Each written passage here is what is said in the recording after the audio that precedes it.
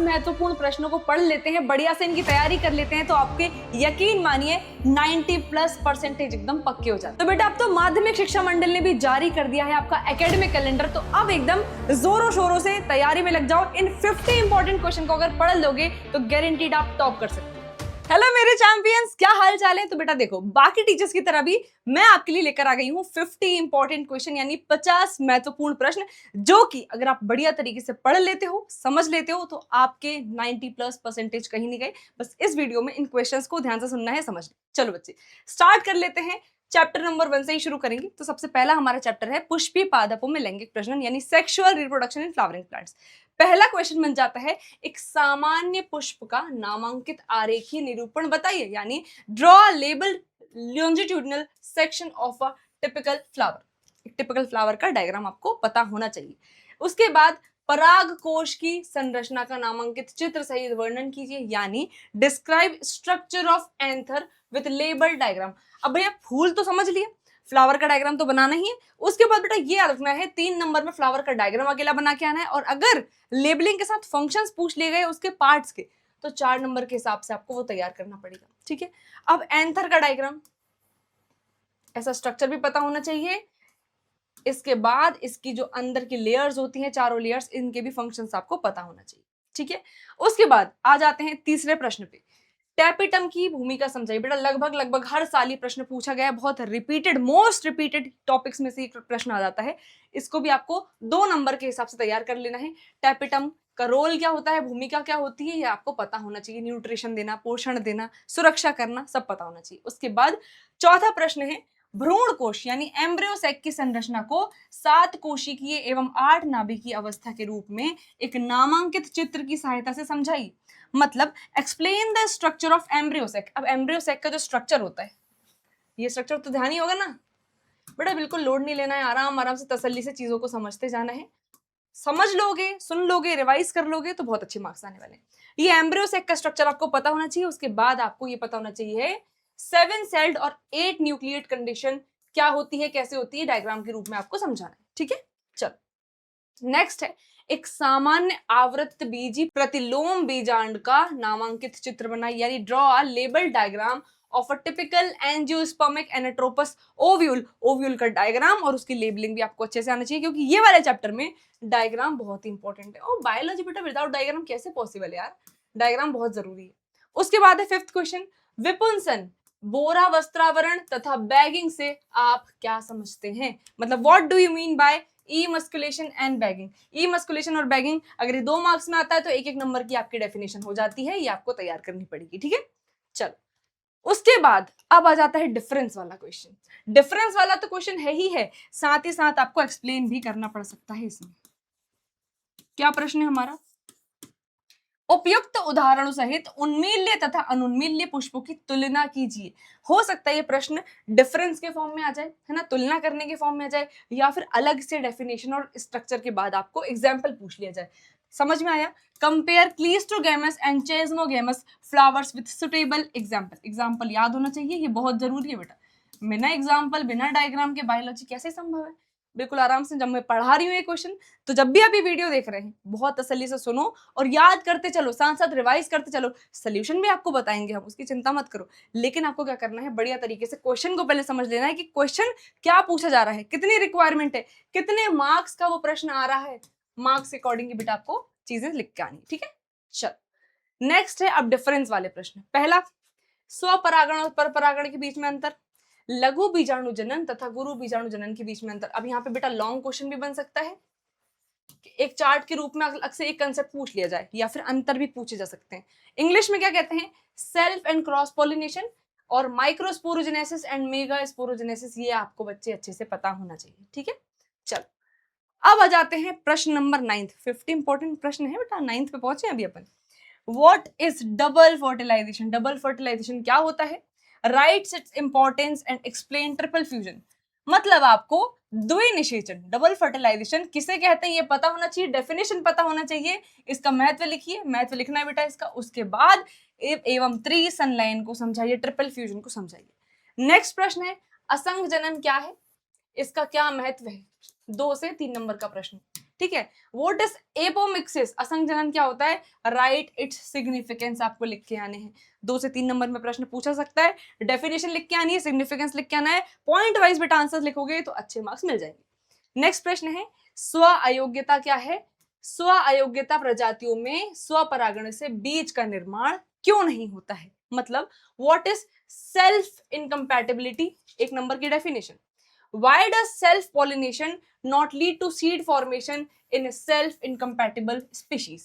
ठीक है बच्चे, अब आगे देख लो, हमेशा की तरह repeat question, most repeated question from this chapter. क्या क्वेश्चन है, सेब को आभासी फल क्यों कहा जाता है, पुष्प का कौन सा भाग फल का निर्माण करता है, मतलब why is apple called a false fruit, Apple को false fruit क्यों कहा जाता है, which part of the flower forms the fruit, मतलब हमारे फ्लावर का कौन सा भाग फल की रचना करता है। ठीक है। नेक्स्ट है मनुष्य में, अब आते हैं बेटा नेक्स्ट चैप्टर में, मनुष्य में वृषण उदर गुहा के बाहर क्यों स्थित होते हैं, यानी why are testicles located outside the abdominal cavity in humans, क्यों उपस्थित होते हैं। टेम्परेचर वाला क्वेश्चन है बेटा, जरूर ध्यान रखना, बॉडी के सामान्य तापमान से कितना कम होना चाहिए, स्पर्म का प्रोडक्शन कम कैसे हो जाता है, ज्यादा कैसे हो जाता है, ये आपको पता होना चाहिए। मादा जनन तंत्र का नामांकित चित्र बनाइए, ह्यूमन रिप्रोडक्शन पढ़ रहे हैं ना बेटा, मानव जनन पढ़ रहे हैं, तो मेल का और फीमेल का जो रिप्रोडक्टिव सिस्टम है वो आपको अच्छे से पता होना चाहिए। Draw a label diagram of the female reproductive system. ठीक है। मासिक धर्म चक्र क्या है, कौन से हार्मोन मासिक धर्म चक्र को नियंत्रित करते हैं, बहुत इंपॉर्टेंट सवाल है बच्चे। व्हाट इज मेंस्ट्रुअल साइकिल, ये 1 नंबर में आप लिख दोगे, कौन कौन से हार्मोन उसको रेगुलेट करते हैं आपको पता होना चाहिए, यहां से बेटा प्रश्न बन सकता है। ठीक है। उसके बाद अब आ जाते हैं अंतर वाले प्रश्न पे। अंतर क्या बताता है आपको, शुक्र जनन, शुक्राणु जनन तथा अंड जनन में अंतर स्पष्ट कीजिए। अब हो सकता है इसमें अकेले में पूछा जा सकता है आपसे कि सिंपल आपको शुक्राणु जनन या अंड जनन समझाना है, तो आप चार्ट बना के बढ़िया से समझाओगे। अंतर के फॉर्म में आया तो आपको अंतर भी बताना पड़ेगा कि differentiate between spermatogenesis and oogenesis। ठीक है। नेक्स्ट प्रश्न है डायग्राम वाला, नेक्स्ट प्रश्न है डायग्राम वाला। क्या डायग्राम है, शुक्राणु या अंडाणु का नामांकित चित्र बनाइए, मतलब draw label diagram of sperm and ovum. दोनों ही डायग्राम बहुत बहुत इंपॉर्टेंट है, डायग्राम पे सवाल बनता है। शुक्राणु का डायग्राम बनाना आना चाहिए, तीनों भाग पता होना चाहिए। उसके बाद अंडाणु का डायग्राम भी इंपॉर्टेंट है, काफी लेयर्स पता होना चाहिए, एक एक लेबलिंग आपको अच्छे से आनी चाहिए।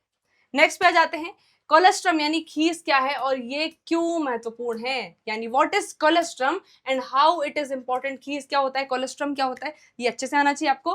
प्रसव से आप क्या समझते हैं, यानी what do you mean bye parturition, जिसको हम डिलीवरी कहते हैं ना, इससे आप क्या समझते हैं, ये आपको अच्छे से आना चाहिए। उसके बाद अपरा प्लेसेंटस आप क्या समझते हैं, इसके कार्य लिखिए। दिस इज वेरी इंपॉर्टेंट प्रश्न और बहुत रिपीट हुआ ही, क्या है, What do you mean by placenta writes its function? Placenta के बारे में लिखने 1 नंबर, फंक्शन लिखने पे 2 नंबर, यानी 3 नंबर का यह प्रश्न बनके तैयार हो जाता है। एमनियोसिंथेसिस चैप्टर नंबर 3 पे आ गए बेटा, कलर चेंज कर लेते हैं बेहतरीन सा। चलो चैप्टर नंबर 3 में एमनियोसिंथेसिस क्या है, हमारे देश में लिंग निर्धारण पर प्रतिबंधन क्यों लगाया गया है। What is amniocentesis, 1 number. Why is sex determination is banned in our country? हमारी कंट्री में सेक्स डिटर्मिनेशन बैन क्यों है, और उल्पभेदन यानी एमनियोसेंटेसिस क्या कहलाता है, डेफिनेशन पता होना चाहिए। ठीक है।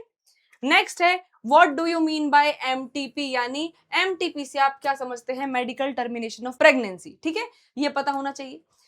गर्भ निरोध की प्राकृतिक विधियों को समझाइए, यानी explain the natural method of contraception.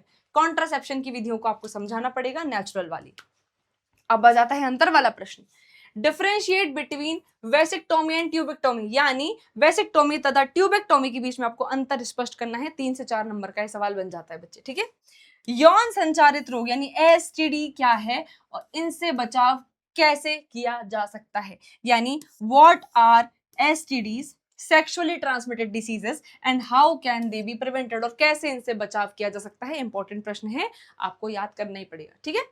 Next है बांझपन से ग्रस्त दंपतियों को गर्भधारण करने में सहायता करने वाली विधियों का वर्णन कीजिए, यानी describe the methods that help infertile couples conceive. Important है बेटा, मेथड्स आपको सारी ही पता होना चाहिए, जितनी भी प्रक्रिया है सारी आनी चाहिए। फिर क्या आ जाता है, फिर अंतर वाला प्रश्न आ जाता है। जिफ्ट तथा गिफ्ट का पूरा नाम लिखिए, और इसके बीच में अंतर भी पूछा जा सकता है, याद रखना। फुल फॉर्म के साथ साथ बेटा अंतर भी पता होना चाहिए, ठीक है। फुल फॉर्म तो पता होना ही चाहिए, अंतर भी पता होना चाहिए, ठीक है। गलत स्पेलिंग बिल्कुल सही लिख के आना, क्योंकि साइंटिफिक टर्म्स में अगर 1 नंबर में स्पेलिंग पूछी गई है और आपने स्पेलिंग गलत लिख दी तो 0.5 तो वैसे ही माइनस हो जाता है, तो स्पेलिंग जरूर सही लिख के आना है। मानव पुरुष अपने पुत्र को हीमोफीलिया का जीन क्यों नहीं दे सकता? The human male never passes off gene for haemophilia to his son. Chapter number 4 पे आ जाते हैं, उसका सवाल है, क्यों नहीं दे सकते, पता होना चाहिए। मेंडल ने अपने प्रयोग के लिए मटर के पौधे का चयन क्यों किया? मतलब why did Mendel choose P plant for his experiment? 3 marks का प्रश्न है बेटा, बहुत आसान सा प्रश्न है। आप अगर एक बार चैप्टर का अगर स्टार्टिंग का ही वो देख लोगे, फ्लो देख लोगे, समझ में आ जाएगा कि मेंडल ने क्यों चूज किया था, ठीक है। फिर एक संकर संकरण तथा प्रभाविता के नियम को समझाइए। Explain the law of dominance. Law of dominance समझाना है यूजिंग अ मोनोहाइब्रिड क्रॉस। आसान सा है, आसान सा क्रॉस है, उसके द्वारा आपको समझाना है। चल अब आ जाता है एक बढ़िया सा बड़ा प्रश्न, कंफ्यूज नहीं होना है, आसान है, बहुत ध्यान से सुनना है। मेंडल के स्वतंत्र अपयूवन के नियम को समझाइए। मेंडल का स्वतंत्र अपयूवन का नियम यानी Mendel's law of independent assortment, ठीक है। एक मटर के पौधे में गोल तथा पीले बीज और दूसरे पौधे में झुर्रीदार तथा हरे बीज, मतलब 2 कैरेक्टर की बात हो रही है। संकरण द्वारा प्राप्त F2PD में जीनोटिपिक अनुपात तथा फिनोटिपिक अनुपात को चेकर बोर्ड यानी पैटर्न, हमारा जो पुनेट वर्ग है, पुनेट वर्ग की सहायता से समझाइए। यानी explain Mendel's law of independent assortment, 1 number में लिखोगे आप इसको, ठीक है। A cross is performed between one pea plant having round and yellow seeds and other plant having wrinkled and green seeds। 2 character ले लिए। Explain with the help of checkerboard यानी Punnett square की सहायता से आप समझाओगे the genotypic ratio and the phenotypic ratio obtained in the F2 generation. F2PD की बात हो रही है, ध्यान से सुनोगे, एक चीज को तोड़ोगे तो बढ़िया मार्क्स यहां से मिल जाएंगे। चलो अब आ जाते हैं बेटा निम्नलिखित पदों को उदाहरण सहित समझाइए। सह प्रभाविता, अपूर्ण प्रभाविता, क्या बोला है क्वेश्चन में? आपको छोटा छोटा नोट लिख के आना है इनके ऊपर। Explain the following terms with example. पहला है कोडोमिनेंस, दूसरा है इनकम्प्लीट डोमिनेंस। छोटा छोटा नोट लिख के आना है, एग्जाम्पल पता होना चाहिए, एनसीईआरटी में जो डायग्राम है वो पता होना चाहिए बेटा, ठीक है। एनसीईआरटी के एग्जाम्पल बहुत जरूरी है यहाँ पे। आगे चलो, आगे क्या है? Explain polygenic inheritance. Polygenic inheritance क्या होता है? With the help of an example. Polygenic inheritance पता होना चाहिए, एग्जाम्पल पता होना चाहिए। बहुजिनी वंशागति को एक उदाहरण की सहायता से समझाइए, ठीक है। 3 नंबर का सवाल है। अब आ जाते हैं प्रश्न नंबर 34 पे, ठीक है। बहुप्रभाविता से आप क्या समझते हैं? What do you understand by pleiotropy? ये दोनों बेटा एक दूसरे के अपोजिट हैं, एक दूसरे के उल्टे हैं, दिक्कत वाली कोई बात है ही नहीं है। 50 IMP मिल रहे हैं ना, बस तसल्ली से सुनो, पढ़ो बेटा, बहुत कॉमन क्वेश्चन है, बहुत इंपॉर्टेंट प्रश्न है। हमने ऐसे बनाया आपके लिए ताकि आप पढ़ो भी और कोई दिक्कत भी ना आए, लेकिन revision is very very important. Revision करना बहुत ही जरूरी है, बिना रिवीजन के एग्जाम में अच्छा परफॉर्म नहीं हो पाता। जितना भी पढ़ लिया है उसको बढ़िया तरीके से रिवाइज करो। ये प्रश्न जितने भी हम आपको दे रहे हैं इनको बढ़िया तरीके से सॉल्व करने की कोशिश करो, यहीं से पेपर आने वाला है, चिंता की कोई जरूरत नहीं है, लेकिन बढ़िया फोकस के साथ पढ़ना है, ठीक है। चल आगे क्या है? निम्नलिखित पर संक्षिप्त टिप्पणी लिखिए। टिप्पणी लिखना है बेटा, नोट लिखना है। टर्नर सिंड्रोम, डाउन सिंड्रोम और क्लाइनफेल्टर सिंड्रोम, ये सारे के सारे हमारे डिसऑर्डर वाले प्रश्न हैं, ठीक है। क्या क्या बताना है? टर्नर सिंड्रोम, डाउन सिंड्रोम और क्लाइनफेल्टर्स सिंड्रोम आपको पता होना चाहिए, इनके एग्जाम्पल पता होना चाहिए, इनके फीचर पता होना चाहिए, ठीक है। चल नेक्स्ट है बिंदु उत्परिवर्तन क्या है, एक उदाहरण दीजिए। इंपॉर्टेंट सवाल, रिपीटेड सवाल है बेटा। What are point mutation, give an example. Example sickle cell anaemia वाला एग्जांपल याद कर लो, ठीक है। वंशावली विश्लेषण क्या है और ये किस प्रकार उपयोगी है, यानी what is pedigree analysis and how it is useful, ठीक है। चलो बहुत ध्यान से प्रश्न देखते चलो और ये देखते चलो कि यार मैम ने जितने बता दिए उसमें से कितने आ रहे हैं मुझे, वहां भी बहुत हेल्प होगी, ठीक है। चारगाव का नियम, आ जाते हैं चैप्टर नंबर 5 पे। चारगाव के नियम को समझाइए। यदि द्विसूत्री डीएनए में साइटोसिन की मात्रा 20% है तो डीएनए में एडेनिन की प्रतिशत ज्ञात कीजिए। यानी अगर चारगाव रूल की मैं बात करूं तो 1 नंबर का पूछा जाएगा, क्या होता है चारगाव रूल?